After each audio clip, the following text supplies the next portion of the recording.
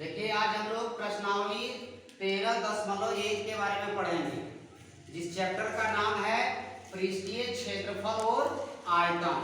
ठीक है, तो देखते हैं इसका पहला क्वेश्चन। देखिए क्या दिया गया है, दो घनों जिनमें से प्रत्येक का आयतन 64 सेंटीमीटर क्यूब है के संलग्न फलकों को मिलाकर एक ठोस बनाया जाता है।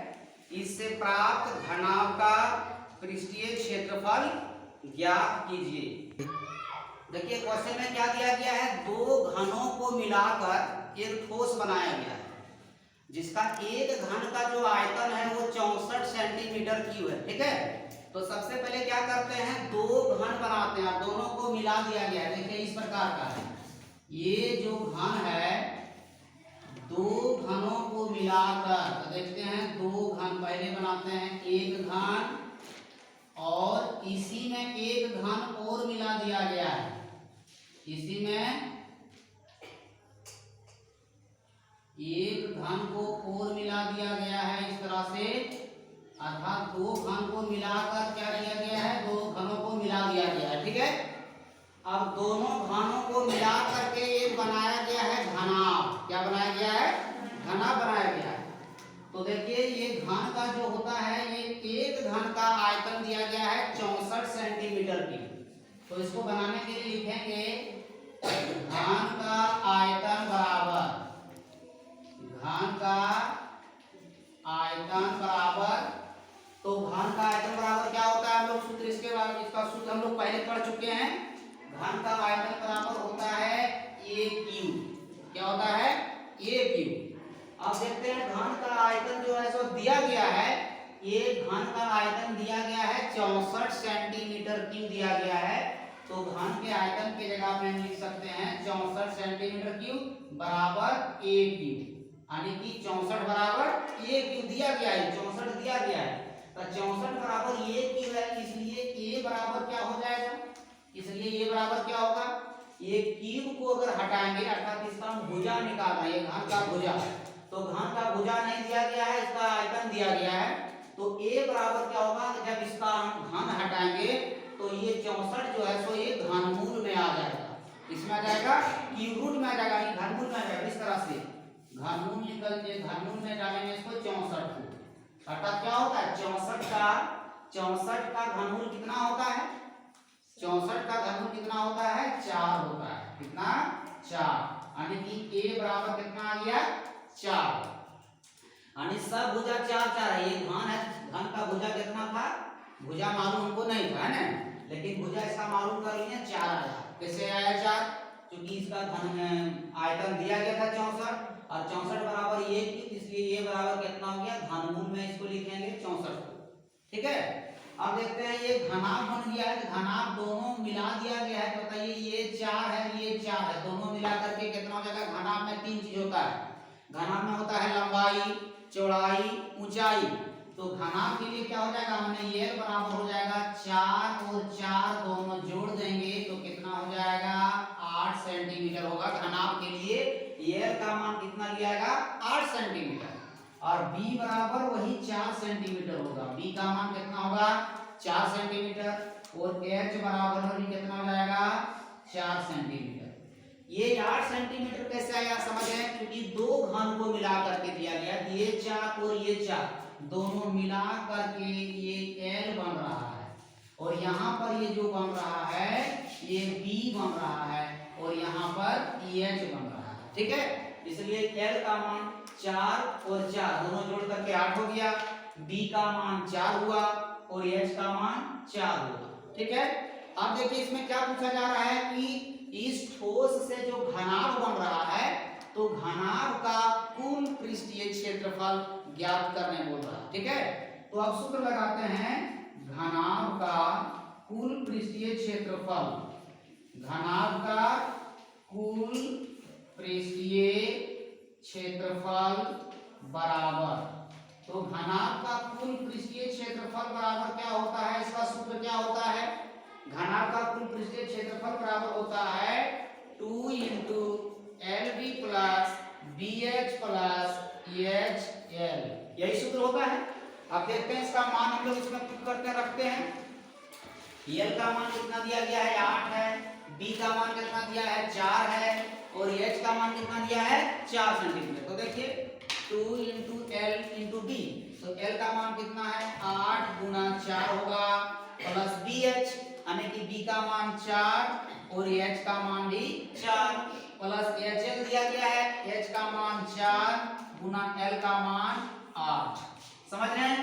अब देखिए क्या करते हैं 2 गुना, अब यहाँ ध्यान देंगे इसको सॉल्व करेंगे। 8 गुना 4 तो 8 चौक कितना हो गया 32 प्लस 4 गुने 4 यानी 4 चौक 16 प्लस 4 या 32। ठीक है, तो अब क्या करेंगे इसमें तीनों को जोड़ेंगे 2 गुना 32 जोड़ 16 जोड़ 32 तो कितना हो जाएगा 32 और 16 यानी 32 और 32 64 होता है, 64 और 16 80 हो गया। अब देखिए 2 गुना 80, 80 को 2 से गुना करेंगे कितना हो जाएगा 80 गुना 160 सेंटीमीटर स्क्वायर, यही इसका आंसर होगा।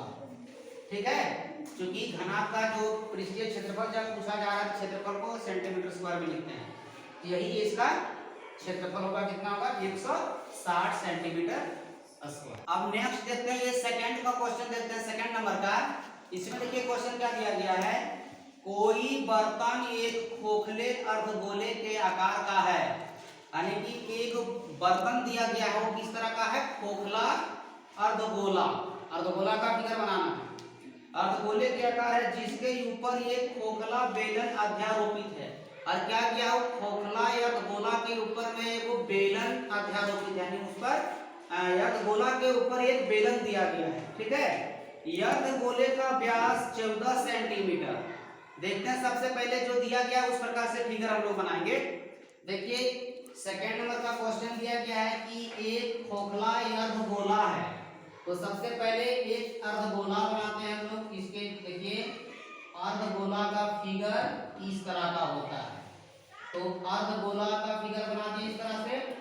अब क्या बोला गया है कि अर्धगोला के ऊपर, इसके ऊपर एक बेलन अध्यारोपित है, यानी कि देखिए इसके ऊपर बनाते हैं एक बेलन बना देते हैं इसके ऊपर। देखिए इसके ऊपर में एक बेलन बनाते हैं, एक बेलन बनाते हैं इसके ऊपर में। देखिए बेलन का फिगर इस तरह बनता है, इस तरह का। इसके ऊपर में ये क्या है बेलन है। ठीक है, सबसे पहले नीचे दिया गया है अर्धगोला दिया गया है, ऊपर में क्या दिया गया है बेलन। अब इसमें क्या लिखा गया है अर्धगोले का व्यास 14 सेंटीमीटर है। ये अर्धगोला जो है इसका व्यास कितना दिया गया है 14 सेंटीमीटर दिया गया है। ठीक है, अब आगे लिखा है इस बर्तन यानी पात्र की कुल ऊंचाई 13 सेंटीमीटर है। ये टोटल बर्तन जो दिया गया है जिसमें दोनों चीज मिला हुआ है अर्धगोला भी और बेलन भी, ये टोटल ऊंचाई कितना है 13 सेंटीमीटर। कितना दिया गया है 13 सेंटीमीटर। इस बर्तन का यांत्रिक पृष्ठीय क्षेत्रफल ज्ञात कीजिए। ठीक है, तो देखते हैं ये फिगर जो दिया गया है, सबसे पहले नीचे दिया गया है अर्धगोला, इसके ऊपर में एक है बेलन और ये दोनों मिल करके बन रहा है एक बर्तन बन रहा है। तो यही बर्तन का यांत्रिक पृष्ठीय क्षेत्रफल हम लोग को निकालना है। ठीक है, तो सबसे पहले इसमें समझेंगे कि दोनों का पृष्ठीय क्षेत्रफल निकालना पड़ेगा। किसका किसका, ये अर्धगोले का भी और ये बेलन का भी। और दोनों का क्षेत्रफल निकालने के बाद अगर दोनों को जोड़ देंगे तो ये बर्तन का आंतरिक पृष्ठीय क्षेत्रफल निकल जाएगा। तो सबसे पहले हम समझेंगे कि इसमें दिया गया है क्या क्या, उसका मान हम अच्छे तरीके से लिखेंगे। सबसे पहले ये लिखेंगे दो फिगर इसमें दिया गया है। सबसे पहले लिखेंगे अर्धगोले में, तो अर्धगोला का व्यास कितना दिया गया है, अर्धगोले का व्यास, अर्धगोला का व्यास दिया गया है 14 सेंटीमीटर। कितना दिया गया है 14 सेंटीमीटर दिया गया था। व्यास के मान कितना लिखेंगे 14 सेंटीमीटर। तो व्यास जब 14 सेंटीमीटर दिए इसलिए सबसे पहले क्या निकालेंगे त्रिज्या, यानी कि त्रिज्या निकालेंगे। इसका त्रिज्या बराबर फॉर्मूला क्या होता है व्यास का आधा होता है, तो त्रिज्या बराबर हो जाएगा व्यास बटा 2 यानी कि 14 बटा 2 ये कट के क्या हो जाएगा 7 सेंटीमीटर हो जाएगा इसका त्रिज्या, किसका अर्धगोले का। ठीक है, अब ये जो 13 सेंटीमीटर जो दिया गया है, तो 13 सेंटीमीटर टोटल बर्तन की ऊंचाई है, जिसमें से ये अर्धगोले का ऊंचाई नहीं होता है। ठीक है, तो टोटल अगर यदि देखिए ये इसका यदि 14 सेंटीमीटर जब इसका व्यास ये वाला है, तो इसका भी माने ये 14 ही होगा, और जब इसका त्रिज्या 7 होगा तो ये ऊपर का भी त्रिज्या कितना हो जाएगा 7। क्योंकि दोनों सेम लग रहा है देखिए, तो इसका 7 सेंटीमीटर होगा, ये भी 7 सेंटीमीटर हो जाएगा। अब लिखेंगे बेलन की ऊंचाई। बेलन की ऊंचाई निकालने के लिए क्या करेंगे, देखिए बेलन की ऊंचाई बराबर निकालने के लिए क्या करेंगे, जो 13 सेंटीमीटर टोटल दिया गया है ना, ये 13 सेंटीमीटर में 7 सेंटीमीटर घटा देंगे तो कितना हो जाएगा 6 सेंटीमीटर। एक बार फिर से समझ लेंगे कि अर्धगोला का जो है व्यास दिया गया है 14 सेंटीमीटर, तो इसका त्रिज्या कितना होगा 7 सेंटीमीटर, और ये 13 सेंटीमीटर जो दिया गया बर्तन की कुल ऊंचाई, तो सबसे पहले निकालेंगे हम लोग इसका ये बेलन का ऊंचाई निकालेंगे, और बेलन का ऊंचाई निकालने के लिए क्या करना है 13 सेंटीमीटर में जो 7 सेंटीमीटर त्रिज्या है, तो 13 में 7 घटा देंगे तो कितना बच जाएगा 6 सेंटीमीटर। अर्थात ये बेलन की ऊंचाई यानी h का मान 6 सेंटीमीटर होगा। ठीक है, अब आगे निकालते हैं दोनों का क्षेत्रफल निकालेंगे, दोनों का, किसका बेलन का भी और अर्धगोले का भी। तो सबसे पहले निकालते हैं बेलन का। बताइए बेलन का वक्र पृष्ठीय क्षेत्रफल निकालना है, इसमें दोनों का वक्र पृष्ठीय क्षेत्रफल निकालना पड़ेगा। ठीक है, तो देखते हैं बेलन का वक्र पृष्ठीय क्षेत्रफल का सूत्र क्या होता है। बेलन का वक्र पृष्ठीय क्षेत्रफल बराबर होगा 2 पाई RH, इसका सूत्र होता है 2 पाई RH। तो देख लीजिए 2 इंटू पाई का मान 22/7 लिखेंगे, r तो r मींस होता है त्रिज्या, रेडियस, दोनों का रेडियस अर्धगोले का भी और बेलन का भी दोनों का रेडियस कितना है 7 है, तो 7 उठाएंगे गुना h, इसका h बेलन का, तो बेलन का देखिए ऊंचाई कितना दिया गया है 6, यहाँ कितना उठाएंगे 6। समझ गए। अब इसमें देखिए कुछ कटता है, ये 7 से 7 कट जाता है। अब देखिए 2 गुना 22 गुना 6, तो तीनों को गुना करने पर कितना जाएगा 22 गुना 44, और 44 छक्का 44 को 6 से गुना करेंगे तो 264 होता है। कितना होता है 264, 44 छक 264 सेंटीमीटर स्क्वायर। ये किसका निकला बेलन का वक्र पृष्ठीय क्षेत्रफल इतना निकला। ठीक है, अब आगे देखते हैं ये अर्धगोले का निकालते हैं। अर्धगोले का लिखेंगे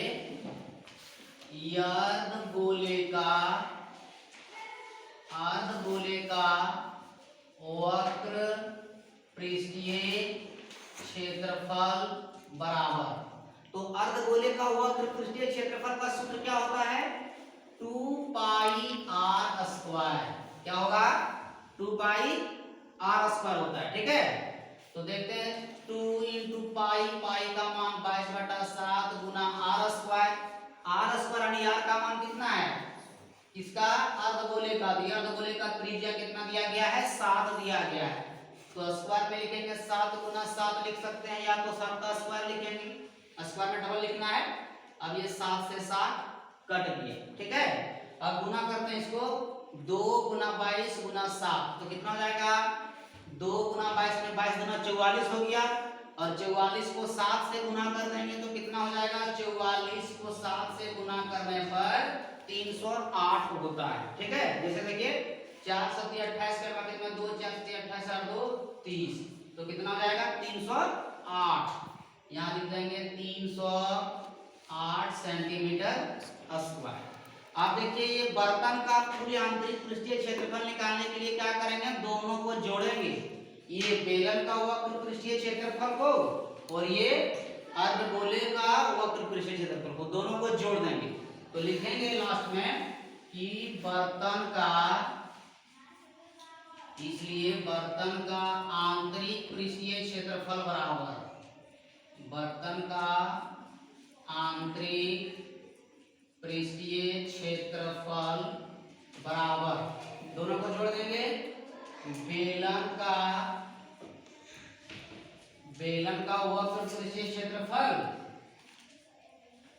बेलन का वक्र पृष्ठीय क्षेत्रफल प्लस यद गोले का वक्र पृष्ठीय क्षेत्रफल, दोनों को जोड़ते हैं। इसका देखिए कितना दिया गया है, बेलन का 264 प्लस और अर्धगोले का कितना दिया गया है, अर्धगोले का कितना दिया गया है 308 बराबर, जोड़ देते हैं। 4 8 12 के 2 बाकी थे 6 और 0 6 हुआ, 6 और 1 7 और 2 और 3 5, यानी 572 सेंटीमीटर स्क्वायर इसका आंसर होगा। ठीक है, समझ गए होंगे आप लोग।